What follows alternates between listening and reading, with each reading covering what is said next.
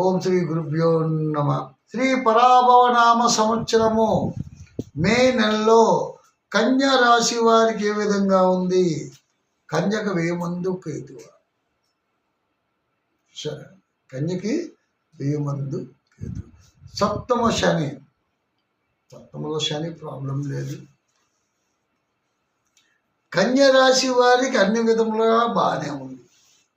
ఎందుకంటే వ్యయములో కేతు ఒక్కటే ఇబ్బంది తప్ప వీళ్ళకి అన్ని రకాలుగా సుఫలితములే ఉన్నాయి. విద్యార్థులకు విద్య యందు ఆసక్తి కలిగి ఎక్కువ వాళ్ళు మార్కులు సంపాదించాలి, కాంపిటేటివ్ ఎగ్జామ్స్లో మంచి పేరు సంపాదించుకోవాలి అన్నటువంటి పట్టుదల పెరుగుతుంది. గృహ నిర్మాణ కార్యక్రమాలు నెరవేరును. అన్ని రంగముల వారికి యోగదాయకముగా ఉండును. బంధుమిత్రుల వలన సహాయ సహకారము లభించును. శుభకార్యములు నెరవేరును. వాహన ప్రాప్తి కలుగును. శత్రు బాధలు తొలుగుట, కుటుంబ సభ్యులతో ఆనందముగా నుండుట జరుగును. శరీర ఆరోగ్యము ఇబ్బందికరముగా ఉండును. కలత్ర సౌఖ్యము కొంత ఇబ్బందికరంగా ఉండును. మనశ్శాంతి కలగదు. మనోభీతి ఎక్కువగా ఉండును. ఉత్సాహము కంటే ధనలాభం మీదే ఆసక్తి ఎక్కువగా చూపిస్తారు. ఉద్యోగస్తులు ప్రమోషన్తో కూడినటువంటి ట్రాన్స్ఫర్లు జరుగును. ప్రైవేట్ సంస్థలో పనిచేయు వారికి ఎక్కువ ఒత్తిడి కలుగును. ఆ ఒత్తిడి వల్ల అనారోగ్యము సంభవించును. నిరుద్యోగులకి ఉద్యోగ అవకాశములు కలుగుటలో కొంత అసంతృప్తికరముగా ఉండును. చూసారు ఏ విధంగా ఉంటుందో. వ్యవసాయదారులకు తొలకరి ధాన్య 2 పంటలు బాగా కలిసి వచ్చును. అపరధాన్యము వలన విశేష ధనలాభము వచ్చును. చాలా వరకు రుణములు చేయుట జరుగును. వ్యాపారస్తులకు అన్ని విధముల లాభదాయకముగా ఉండును. జాయింటుదారులతో సఖ్యత కలగదు.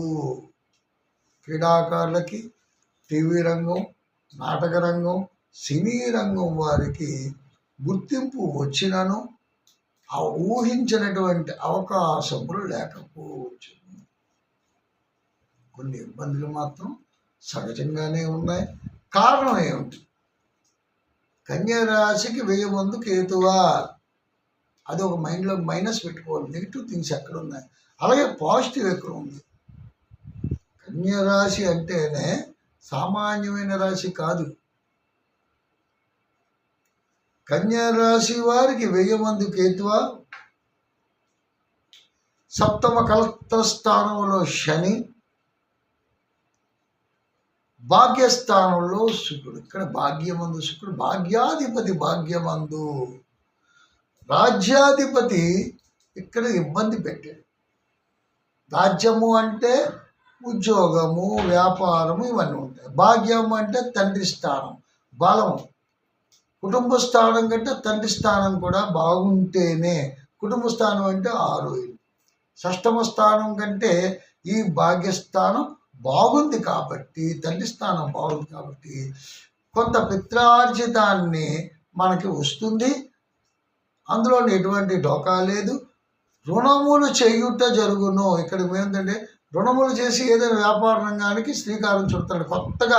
కొత్త పథకాలు, కొత్త వ్యవహార శైలి ఏమైనా ఉంటే అవన్నీ కూడా మీకు కలిసి వస్తాయి అని చెప్తుంది కన్యరాశి.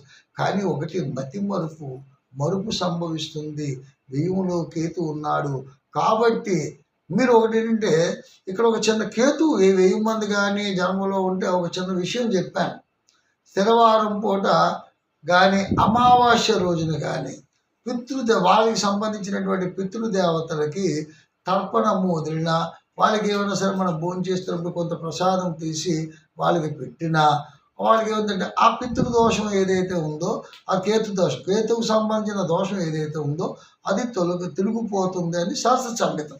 అది కొంతమంది ఏముందంటే ఎక్కువగా ఇళ్లలో కాకుండా ఏదైనా నది ఒడ్డు ప్రాంతంలో కానీ దేవాలయ సమూహంలో కానీ ఒక బ్రాహ్మణుడికి ఆ రోజు దానం ఇచ్చినట్టుగా అయితే ఏంటంటే స్వయంపాకదానం బ్రాహ్మణుడు అందరి ఇంట్లో భోజనం చేయడు కదా, తను ఎందుకు స్వయంపాకదానం చేసుకున్నట్టుగైతే ఆయన ఆశీర్వాదం తీసుకున్నట్టే మన పితృదేవతలకి మనం ఇచ్చేది ఏదైతే ఉందో అది చేరుతుంది అన్నటువంటి శాస్త్ర సంహితం. కాబట్టి వీలైనంత వరకు ఆ కార్యక్రమం చేసుకోండి, కొన్ని ఉపశమనం కలుగుతుంది. ఇది కన్యరాశి వాళ్ళు చాలా రకాలుగా సతమతం అవుతున్నారు. ఈ బాధ నుంచి తొలగిపోవాలంటే రుణ బాధలు, ఆరోగ్య సమస్యలు ఇవన్నీ జటిలంగా ఉన్నాయి. కాబట్టి సుబ్రహ్మణ్యేశ్వర స్వామిని ఆరాధించండి. అలాగే స్థిరవారం అనగా స్థిరంగా ఉన్నటువంటి శనివారం పూట కానీ, అమావాస్య నాడు కానీ పితృతర్పణాలు చేసుకున్నట్టుగైతే ఆ పితృదోష నివారణ పూర్తవుతుందని శాస్త్రం, మన పంచాంగకర్తలు కూడా చెప్తున్నారు. ఆ విధంగా పాటించడం చాలా మంచిది. మళ్ళీ మరో విషయంతో ముందుకు వస్తాను. అంతవరకు సెలవు.